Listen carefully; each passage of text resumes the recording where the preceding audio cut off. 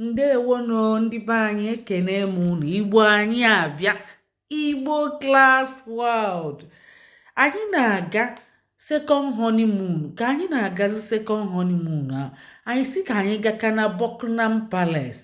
Ka anyị na-aga Buckingham Palace anyị gakọta chighebe azụ anyị si ka anyị jee nete Nigerian Embassy ka anyị fụkana ka ọ dị. Ka anyị luo ebe ahụ anyị fụkwala ihe dị egwu, ihe anya mmiri, ihe akwa alịlị, ịfụ ka ndị be anyị si ghasalụ ka atụrụ enwere onye nche ma onye ukwu ma onye nta. Ndị be anyị ọnụ unu amara ihe unu ga-eme eluo na anaba anyị afọ streti unu abịa n'obodo oyibo afọ streti unu. Ihe a na-emekwe na mba United Kingdom, ma ndị ukwu ma ndị nta agbachi nkịtị. Unu amara ihe unu ga-eme. Onye bata n'ọchịchị ọ dịka ibie, onye bata n'ọchịchị ọ dịka ibie, onye adịghịgo dị kọrọpt akụziri ọ na-abụ onye nke azụla ori mandate, ọ na-abịa ka ọchịchị ya ga-adị mma, ọ na-abịa ga-asị mmadụ kwụsị ori. Onye zụla ori ọ na-ejide onye ori? Mba, anyị na-eje na Nigeria Embassy maka anyị jechee na Buckingham Palace ịmago. Anyị wee na-agakwa na họteelụ ebe anyị lọji. Anyị na-emekwela onwe anyị second honeymoon. Ya bụ anyị si ka anyị jekene kunye ka anyị na-aga. Unu ga-afụkwa ihe mere ebe ahụ, ọ dịrọ mma. Andị fama ihe ha ga-eme maka o nwere ọfisi anyị bata fasi ndị ama ihe ha ga-eme ka kiu ghara ịdịzi na-adị ka buklet dị.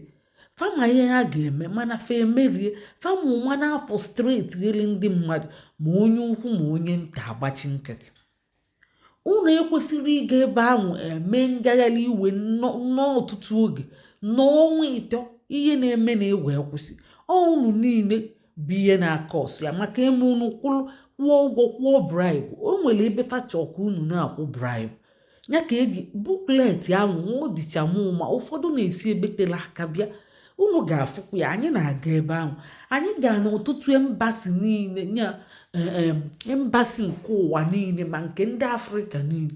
O nwere ebe eso na line sọsọ n'obodo ekwensu bụ Naija ka ndị nke faso na line anya mmiri na-agbafa. Eziokwu ka m na-agwa unu, anyị na-aga ebe ahụ. Unu nwee ndidi, unu ga-afụ ihe mee. O nwere ihe dị iche na ma ọ bụgodị na mba niile dị na Europe fa na-afọ streti kwe ndị citizen fa mbụ ndị Naija fa ekwere ka ndị citizen senyite isi asị n'ọnọdụ a ka mmadụ ga-ahụ. Unu ga na-afụ ya. Anyị ga-elu ebe ahụ oge na-adịra fama ihe ha ga-eme. O nwere ebe anyị bara n'ọfisi wee na-ekpesa nekwa ihe anyị fụrụ na Nigerian Embassy q ndị tọlute ebe ahụ tọlute, ndị dọnyere aka na agba, ndị na-ebe akwa alịlị wee si anyị na ndị amakwa ihe ha ga-eme. Fama ụma na-eme ihe ahụ onye enyere aka azụ nga ụma ngafe. Unu niile wee na-enye onye ọbụla wee na-enye aka nga ahụ. Onwere onye siri mba, onwere onye siri ka oche njike n'ihe imeri ejide gị isi na ala, isi ebulu gị aja inecha anya isi ka ime inecha anya isi na ịma nkwụ onye ọzọ kwube maka na ọma nkwe mmete maka na onye nọ n'ọchịchị kịta zuru ori wee banye n'ọchịchị. Unu chee na ọnya ga-emetenwu ya bụ ihe ka ọ dị mma. Ka anyị na-agakwa unu ga-afụ ya na unu nwee ndidi ka unu fụ ihe mee na Nigeria Embassy. Ọ na-eme kwa mbọsị. Anyị dị mana Uganda mana Canada mana Ethiopia mana ihe niile ebe fa niile dị kule fa na-eme ọfụma. Ihe niile na-aga ka anya aga mana mgbe anyị batazi na Nigeria Embassy ọ dịzi ka jungle. Ebe niile dị ka jungle. O wee bụrụ ihe anya mmiri, bụrụ ihe alịlị, bụrụ ihe amara ka esi ga-eme. Ọ bụ ihe jọgburu udene masị gbuo nkakwụ. Mmadụ amara ihe ọ ga-eme ya bụ ihe. Ya bụ ọ bụrụ na unu azọpụtara onwe unu, o nwekwa onye ga-azọpụta unu. Ndị ji unu isi na ana isi ji bụrụ unu aja. O nwere ebe iche fa na-akwa agbachitere citizen fa. Ọkwa ife ihe Amerịka ekwere mmadụ ọ bụla ezigbo citizen ka ọ nọ ya. Ndị ahụ aka abịago gbapụta ya ma ọ bụ mgbe a na-ekpe ikpe akpọrọ ya na lọbie mana onwere ihe kọvalụ ndị Naija. Onwere inshọransị kọva afa. Ya bụ onye ọbụla kotere okwu ọ nọ on his own. Onye ọbụla ihe na-akpa ịnọ na mba ofesi ịnọkwa on your own. Ihe na-agbajekwu nwe mbasi gị si anya nya aka maka godi ka ịbịa iwelu paspọtụ gị Naija mbụ paspọtụ na-acha akwụkwọ ndụ fe kwere enye gị ndị ahụ nọ n'isi si gị nwa bụ nwa ogbenye wetakwa nke iji ka fa tinyekwe na nke fa wee na-aga n'iru gị nwa na-adakpọ onwere onye iru na-atọ amụ unu ga-afụ ya onye ọbụla gbalụrụ iru onye ọbụla dịka onye etiri ihe onye ọbụla dịka onye amalụ mmiri unu wee si n'ọnọdụ a ka a ga-anọgide o wee gwụ ọ bụ ka ndị ọzọ si eme ọ bụrụ ka ndị ọzọ si eme maka anyị gagharịcha na mbasi niile onwere ndị kwụ na kiu onwere ndị kwụ na ki onye ọbụla ihe niile dukle na-aga n'anya aga ọ bụziala kedu ụdị obodo bụ nke ahụ kedu ụdị unu si na ihe ahụ bụ obodo ka ebikwelie ka a nọrọ ụnụ ahụ ka esi gaa na-azụkwa ndị ori na ama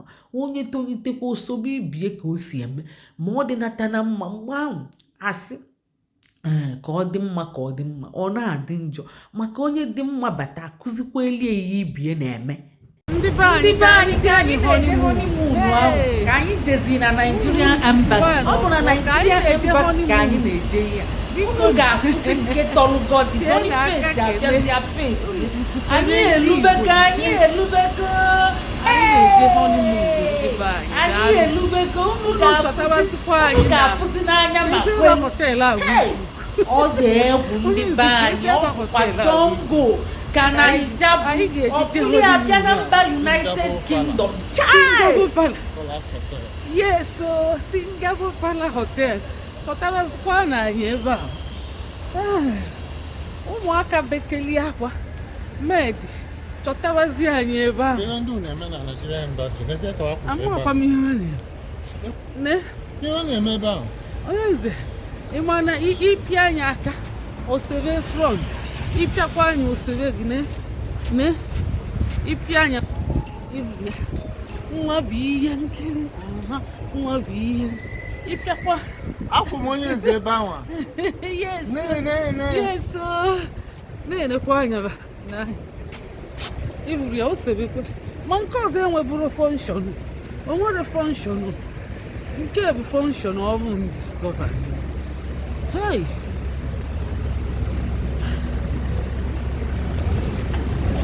ndị ụsazi ka atụrụ enwere onye nche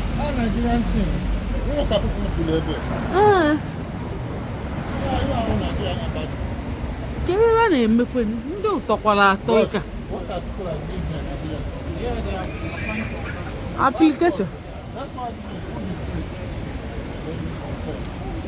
ihe bụ Nigerian Embassy ka anyị ndị mmadụ na-achọ paspọtụ is there people are standing like this in London. So there is no copy or what do they call it? Only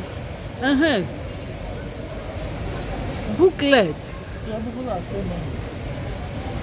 Anyị ga-esepa unu afụgo ka ndị mmadụ si wụsalụ na Nigerian Embassy ebe maka m enwere m booklet ihe niile bụ frustration elukwe n'ụlọ frustrate mmadụ abịakwa na mba ọbụla frustrate kwe mmadụ ọ dịkwa egwu ndị be anyị ọ dị egwu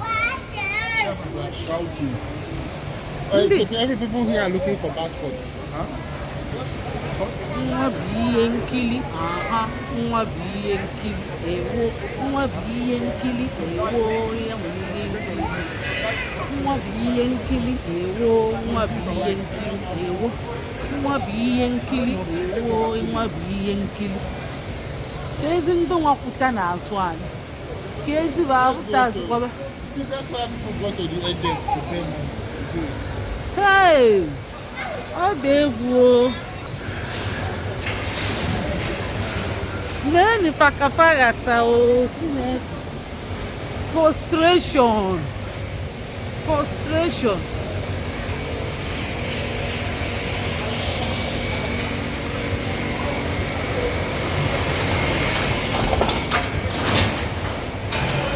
isi ka ijiri aka gị mee enyi a frustrate efa ebe flag baba ewefuziri ya ba nwetakwa nnukwu ọfisi maka ọ chalụ nnọọ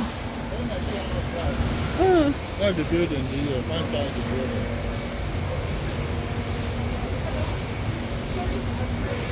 ọ bụrụ Oh, go outside.